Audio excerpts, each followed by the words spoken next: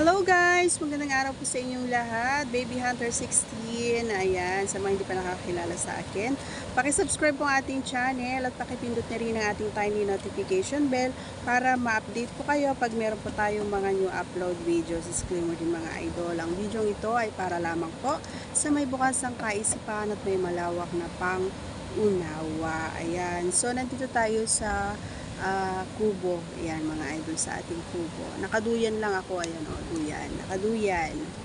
And mega love shout out muna tayo. Ayan, mega love shout out kay Jonas Lusok. Ayan, shout out sa'yo idol. Kay Admiring Octopus.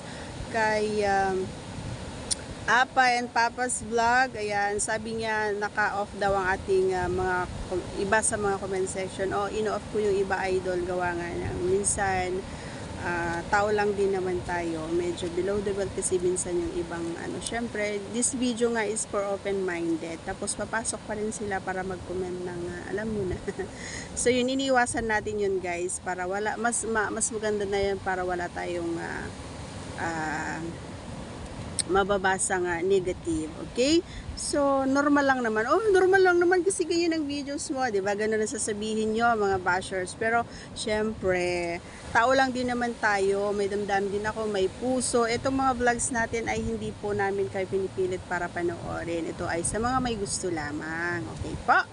Ayan. So, ayan. Proceed ako sa pag-shoutout. Mega love shoutout to Papa Raps, to Romel Palasario, to Edwin Kalumpang, to Jay Born, to Jerry Cortado, to Pedro Concepcion, to Bill Srad, to Raymond Sumpio, to Beron Fontebella, to Ray JV, to Ruben Ramos. Maraming salamat to all of you guys for always supporting my channels, and please paki-follow naman ang ating Facebook page na bago, Baby Hunter 16 po. Ayan. Salamat po in advance. Okay, ang ating video, ang ating topic ngayon mga idol ay para sa mga sa mga parikoy natin, yung mataba, magubat na pechay, masarap ba daw ito? Araruhin. Yan ang ating topic for today's vlog. O, pasensya na. Ito ay katanungan muli. Yan, sa mga open-minded lamang po ang makaka-relate nito. Okay? So, para sa akin, idol,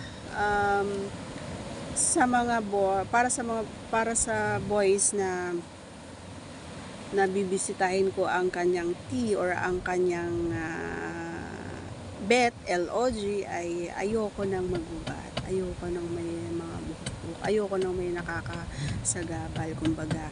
Ayoko na kapag isinubo ko, ay ayoko na may alam mo yon, yung may buhok na nakasabit, kumbaga doon sa ngipin ko. Pinakaayaw ko yun ay tsaka parang ako, hindi nakakadagdag kasi ng hindi magandang amoy para sa mga niyan, sa mga pasensya na ha, may nagkukumpuni kasi dito sa tabi ko, ayan, ng kubo. So pagpasensya na kayo kung may nagpupukpok dyan.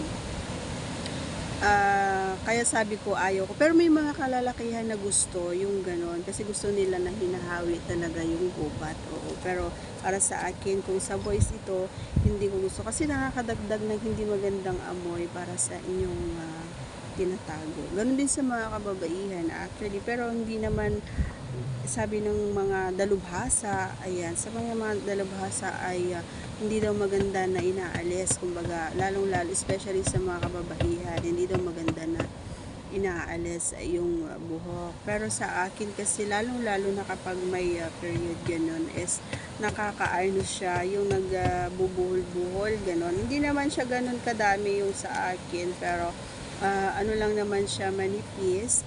Pero parang mas handa ako kung lagi ko itong nililinis. Ayan, handang-handa akong ipa-ara RO sa aking kapareha, lalong-lalo na kapag talaga naman na bagong hugas si Pechay.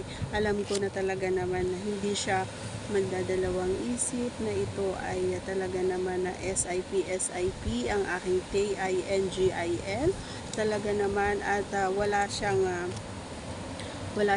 pag-aalinlangan na itapat ang kanyang ang tawag dito, itapat ang kanyang DILA doon sa pinakabukanan ng ating P, at ito ay SIP ang ating kasabawan.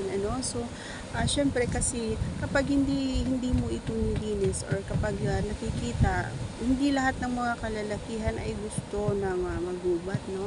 Pero kaya lang siguro sinasabi na matambok ang P, gawa nga ng makapal ang kanyang buo, di ba? So para sa akin, hindi magandang ipaararo ang P kapag ito ay magubat. Pero mas maganda at mas masisilayan ni Parikoy kung ito ay malinis, lalong-lalo na kung ito ay matambok. Diba? Mas makikita niya na ito ay masiglang-masigla at medyo mamasa-masa, lalo, diba? Ang sarap sa pakiramdam kapag nakita ng partner mo o nung nakapareha mo, yung P mo ay matam, be okay, at mamula. Diba?